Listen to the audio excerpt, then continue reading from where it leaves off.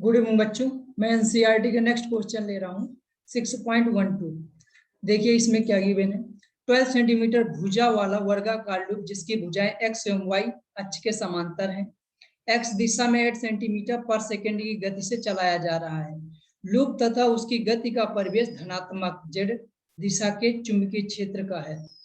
चुंबकीय क्षेत्र न तो एक समान है और न ही समय के साथ नियत है। इस क्षेत्र की ऋणात्मक दिशा में प्रवणता 10⁻³ टेस्ला पर सेंटीमीटर है, अर्थात ऋणात्मक x अक्ष की दिशा में इकाई सेंटीमीटर दूर पर क्षेत्र के मान में 10⁻³ टेस्ला पर सेंटीमीटर की वृद्धि होती है तथा क्षेत्र के मान में 10⁻³ टेस्ला पर सेकेंड की दर से कमी भी हो रही है। यदि कुंडली का प्रतिरोध 4.5 मिली एम्पियर हो तो प्रेरित धारा का परिणाम एवं दिशा ज्ञात कीजिए। सेम इंग्लिश में गिवन है। A square loop of side 12 centimeter with its sides parallel to x and y axis is moved with a velocity of 8 centimeter per second in the positive x direction in an environment containing a magnetic field in the positive z direction. The field is neither uniform in space nor constant in time. It has a gradient of 10⁻³ Tesla per centimeter along the negative x direction. That is, it increasing by 10⁻³ Tesla per centimeter as one moved in the negative x direction. जब negative x direction move करते हैं तब ये increase करती है. And it is decreasing in time at the rate of 10⁻³ Tesla per second. Determine the direction and magnitude of the induced current in the loop if its resistance is 4.5 milliohm. देखिए सबसे पहले हम क्या करते हैं, जो चीजें पहले डायग्राम ड्रा करते हैं। देखिए सबसे पहले क्या करना है, ये देखिए एक्सेस बना लेते हैं। ये एक्स एक्सिस है आपकी, ये वाई एक्सिस है और इधर ये कोई पॉजिटिव जेड एक्सिस में मान ले रहे हैं। ये एक्स वाई जेड एक्सिस हो गई। अब क्या गिवन है, हमें कोई लूप है, वो लूप क्या कर रहा है, उसकी साइड्स एक्स और वाई एक्सिस के पैरेलल है, अलोंग है, और ये मूव कर रहा है इधर 8 सेंटीमीटर पर सेकेंड के रेट से। ठीक है, इससे मूव कर रहा है। अब देखिए, और इसका मैग्नेटिक फील्ड किस डायरेक्शन में दिया है, धनात्मक जेड की दिशा की चुंबकीय क्षेत्र का है। देखिए धनात्मक जेड की दिशा में है तो ऐसे कुछ होगा, इसके पैरेलल ऐसे हमें मैग्नेटिक फील्ड गिवन है। और ये भी बताया गया है कि मैग्नेटिक फील्ड लाइन जैसे इधर पॉजिटिव एक्स एक्सिस से हम लोग निगेटिव एक्स एक्सिस की तरफ बढ़ते हैं, हमारी इसकी इंटेंसिटी मैग्नेटिक फील्ड की क्या होती है, बढ़ती जाती है। यानी यहाँ पर बहुत ज्यादा लाइंस होंगी मैग्नेटिक फील्ड की, और जैसे यहाँ इस साइड आएंगे इधर पे क्या होंगी, लाइंस कमजोर पड़ जाएंगी, यानी बहुत दूर दूर लाइन होंगी, इंटेंसिटी कम हो जाएगी। मैंने सेम बनाया और ये चीज सेम आपको एनिमेशन से भी समझा सकता हूँ। ये देखिए एनिमेशन देख लीजिए। ये देखिए हम लोगों ने क्या किया है, एक लूप लिया है और वो लूप एक्स एक्सिस में मूव कर रहा है, और मैंने मैग्नेटिक फील्ड लाइंस को क्या किया है, 3D में रोटेट करवा दिया है ताकि पता चल जाए कि इनकी इंटेंसिटी किधर ज्यादा है और किधर कम है। इस साइड यहाँ पर आप लोग देख रहे होंगे, इस साइड जहाँ पर मेरा कर्सर है, यहाँ पर मैग्नेटिक फील्ड की लाइंस इंटेंसिटी बहुत ज्यादा है, और इधर जैसे जा रहे हैं हम लोग पॉजिटिव एक्स एक्सिस की डायरेक्शन में घटती जा रही है। ठीक है, इस एनिमेशन से आप समझ सकते हैं कि कैसे लाइंस हैं। अब देखिए, चलिए आइए देखते हैं बैक में। देखिए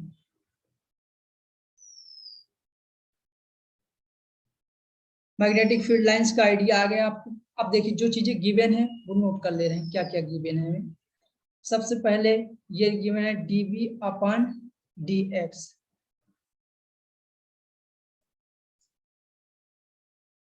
dV/dx कितना था,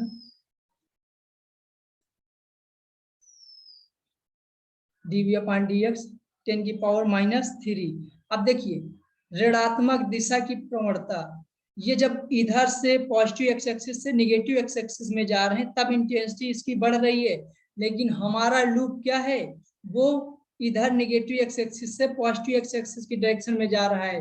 तो हमें क्या, आगे जैसे हम आगे बढ़ेंगे तो हमें इंटेंसिटी जो मैग्नेटिक फील्ड लाइंस है वो कम मिलेंगी। अब जब वो कम मिलेगी तो हम क्या लगाएंगे, निगेटिव साइन, और इसे क्या लिखेंगे, 10⁻³ टेस्ला पर सेंटीमीटर।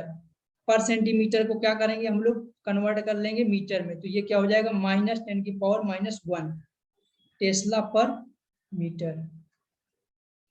और हमें क्या गिवन है, क्षेत्र का मान, क्षेत्र के मान में 10⁻³ टेस्ला पर सेकेंड की दर से कमी भी हो रही है, मतलब टाइम के रिस्पेक्ट में भी मैग्नेटिक फील्ड की इंटेंसिटी घट रही है। तो ये देखिए dB/dt क्या करेंगे, माइनस, पहले से ही उन्होंने बोल दिया कि कमी हो रही है, और इसे क्या लिख देंगे, 10⁻³ टेस्ला पर सेकेंड।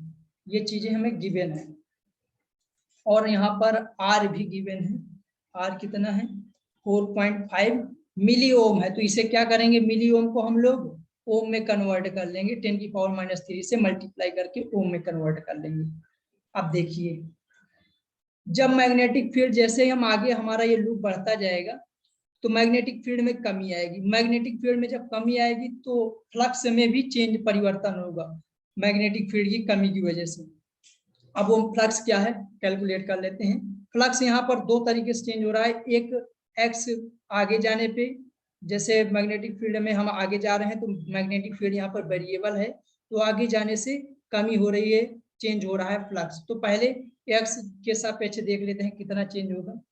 तो देखिए डी फाई बराबर क्या होता है, बी ए, मैं इसे डॉट प्रोडक्ट के फॉर्म में बता रहा हूँ आपको, फाई बराबर बी डॉट ए, ठीक है। अब देखिए ये B dot A dot product है, डॉट प्रोडक्ट आने के लिए क्या करना पड़ेगा, बी ए कॉस थीटा लाना पड़ेगा। और ये कॉस थीटा क्या होगा, थीटा जो होगा बी और ए के बीच का एंगल होगा। बी हम लोगों ने पॉजिटिव जेड डायरेक्शन में माना है, तो क्या कर रहे हैं यहाँ पर हम लोग, ए जो है एरिया वेक्टर, इसे भी क्या पॉजिटिव जेड डायरेक्शन में मान ले रहे हैं। तो जैसे पॉजिटिव जेड डायरेक्शन में एरिया वेक्टर मानेंगे तो क्या होगा, बी ए cos 0, और cos 0 की वैल्यू क्या होती है, 1। चलिए एक स्टेप और बढ़ा देता हूँ, अब यहाँ से इसे क्या लिख देंगे, बी ए फाई बराबर, अब इसे क्या कर रहे हैं, इस हम लोग फाई 1 बोल दे रहे हैं, और इस फाई 1 को क्या कर रहे हैं, डिफरेंशिएट कर ले रहे हैं with respect to time, d phi 1 upon D T equals to क्या हो जाएगा, देखिए ए जो है एरिया कांस्टेंट है, लूप का फिक्स है, तो लूप का एरिया बाहर ले लिया, और डी चेंज क्या हो रहा है, magnetic field d B upon D t. अब देखिए यहाँ पर मैं क्या कर सकता हूँ, डी एक्स से मल्टीप्लाई ऊपर कर दूं और नीचे कर दूं, ऐसे इसमें लिखने में किसी को कोई दिक्कत नहीं, क्या करते हैं इधर इधर उधर लिख ले रहे हैं, ये सबको पता है इतना। अब देखिए A d B upon d x, इस एक्स को डी बी के नीचे ले आता हूँ और इधर d x upon D t कर दे रहा हूँ, ठीक। अब देखिए d B upon d x की वैल्यू हमें मालूम है कितनी है, ये 10⁻⁻1 माइनस 10⁻⁻1 टेस्ला पर मीटर। अब देखिए, और यहाँ पर D x upon D T क्या है, ये D x upon D T ये है, इतने मीटर वेग से चल रहा है ना, D x upon D T कितना है, 8 सेंटीमीटर पर सेकेंड है, तो इसे क्या कर रहे हैं हम लोग, इसी को वेग भी बोलते हैं, वेलोसिटी। अब देखिए इसे 10⁻⁻2 से मल्टीप्लाई करके सेंटीमीटर को मीटर में कन्वर्ट कर ले रहा हूँ पर सेकेंड, तो इसकी वैल्यू यहाँ पर पुट कर लेते हैं, ये phi D phi 1 upon D T equals to आ जाएगा, यहाँ से एरिया कितना आएगा, एरिया यहाँ पर हमें साइड 1 दी है 12 सेंटीमीटर, ये गिवन है 12 सेंटीमीटर, एरिया डायरेक्ट लिख दूं, क्या आएगा 12 सेंटीमीटर 144 10⁻⁻4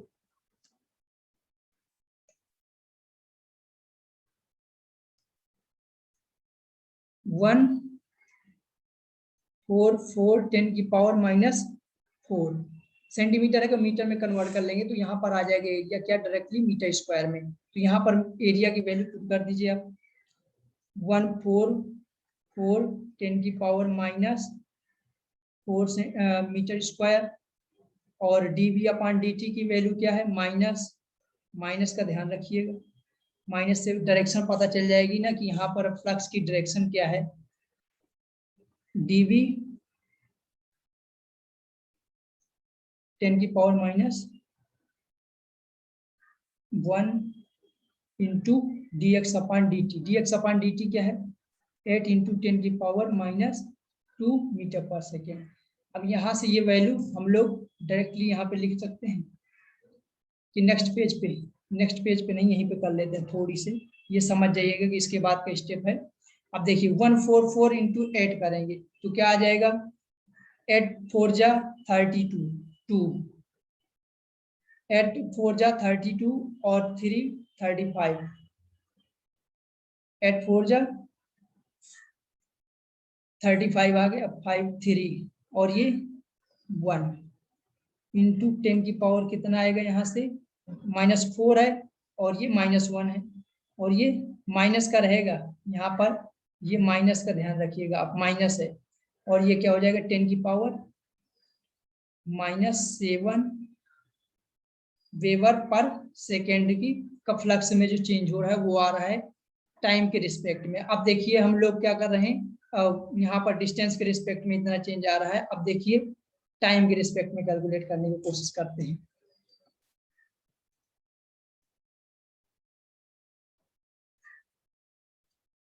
टाइम के लिए यहाँ पर वैल्यू हमने पहले से पुट कर रखा है, देखिए डी पहले फाइव लिख लीजिए, फाइव बराबर फिर बी ए सेम होगा, बी डॉट ए, फिर बी ए वही सेम बता ही चुका हूँ आपको कि बी ए कॉस 0 हो जाएगा, क्योंकि एरिया वेक्टर जो है मैग्नेटिक फील्ड के ही डायरेक्शन में हम लोग ले रहे हैं, ठीक है।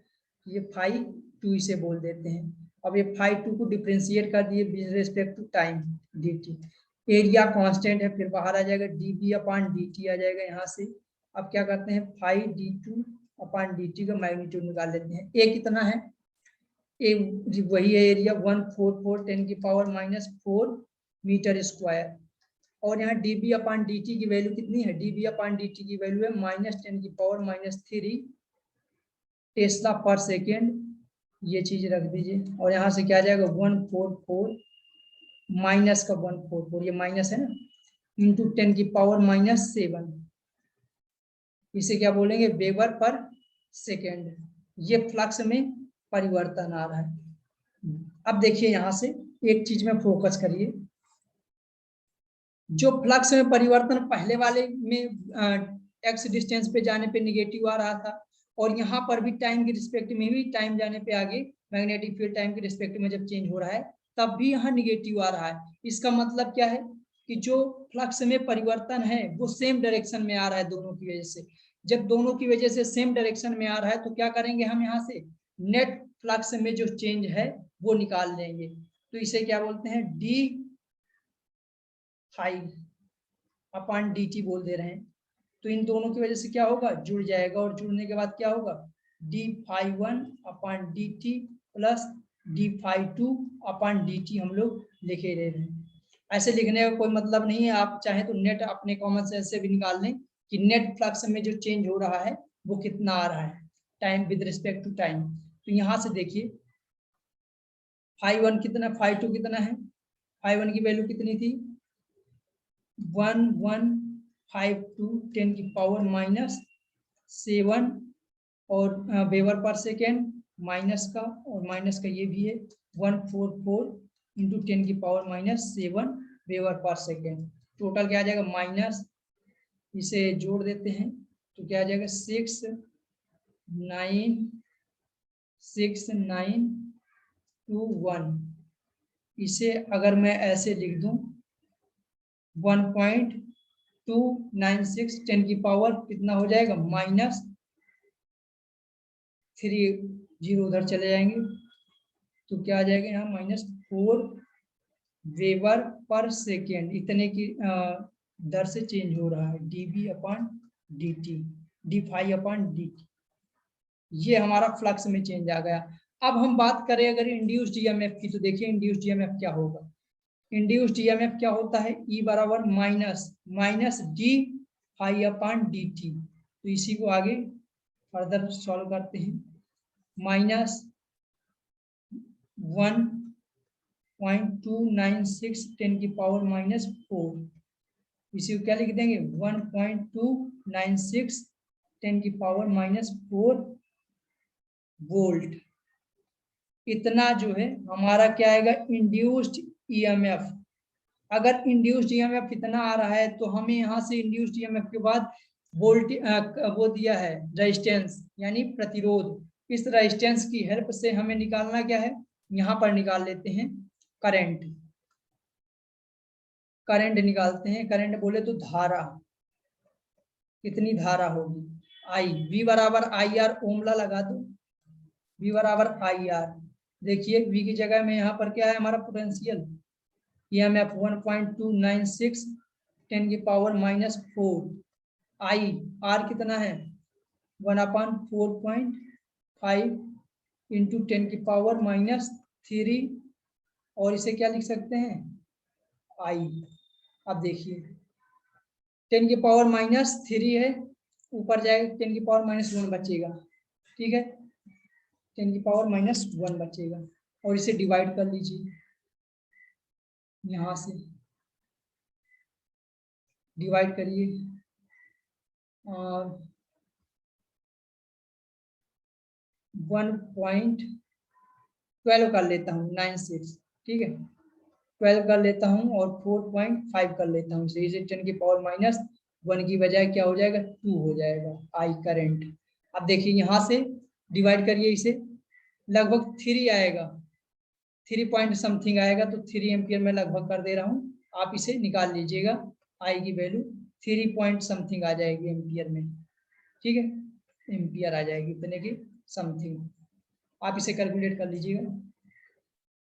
अब देखिए यहाँ से हमारा करंट निकल आया, और हमें करंट और इंड्यूस्ड नहीं, करंट और करंट की ही डायरेक्शन बताना था, तो डायरेक्शन कैसे निकालेंगे ये देखिए।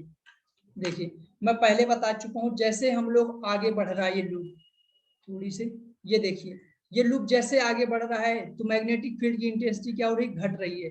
मैग्नेटिक फील्ड की इंटेंसिटी अगर घट रही है, दोनों सिचुएशन में घट रही है, आगे टाइम के साथ भी घट रही है और डिस्टेंस आगे जैसे हम जा रहे हैं तब भी घट रही है। तो मैग्नेटिक फील्ड जैसे घटेगा तो फ्लक्स क्या करता है, मैग्नेटिक फील्ड के घटने का विरोध करता है, और ये मैग्नेटिक फील्ड के घटने का विरोध करेगा तो क्या करेगा, किधर करंट आएगी, अपना मैग्नेटिक फील्ड जो होगा इंड्यूस्ड करंट उस डायरेक्शन में लाएगी कि जिससे ये मैग्नेटिक फील्ड घट रहा है तो घटे ना, उसका सपोर्ट करे। तो इसके लिए क्या करना पड़ेगा, यहाँ पर मैग्नेटिक इंड्यूस्ड करंट को किस डायरेक्शन में घूमना पड़ेगा, एंटी क्लॉकवाइज, जैसे वामावर्त डायरेक्शन में, तभी तो सपोर्ट करेगी, मैग्नेटिक फील्ड सेम आएगा। आप अपने राइट हैंड थंब रूल से निकालिए, करंट की डायरेक्शन में अपनी थंब को रखिए, उंगलियों को रखिए, और जैसे उंगलियों को रख के कल कर लीजिए, थंब की डायरेक्शन जो होगी मैग्नेटिक फील्ड की डायरेक्शन बताएगी। तो यहाँ से क्या होगा, डायरेक्शन जो होगी इंड्यूस्ड करंट की वो किधर आएगी, वामावर्त डायरेक्शन में, हिंदी में बोले या एंटी क्लॉकवाइज डायरेक्शन में आएगी, एंटी क्लॉकवाइज ऐसे आएगी, क्योंकि ये सपोर्ट करेगा इंड्यूस्ड ईएमएफ जो होगा, सपोर्ट करेगा इसे इंड्यूस्ड करंट, ताकि इंड्यूस्ड करंट की मैग्नेटिक फील्ड जो घट रहा है वो घटे ना, घटने का हरदम विरोध करता है, ये बढ़ने का विरोध करता है, जो भी चेंज होता है परिवर्तन का विरोध करता है इंड्यूस्ड ईएमएफ या इंड्यूस्ड करंट। तो इसे किधर आना पड़ेगा, एंटी क्लॉकवाइज, एंटी क्लॉकवाइज बोलिए, या इसी को हम लोग क्या बोल सकते हैं, वामावर्त, वामावर्त डायरेक्शन में आपको इंड्यूस्ड करंट जो है वो आनी पड़ेगी, ठीक है। Thank you guys.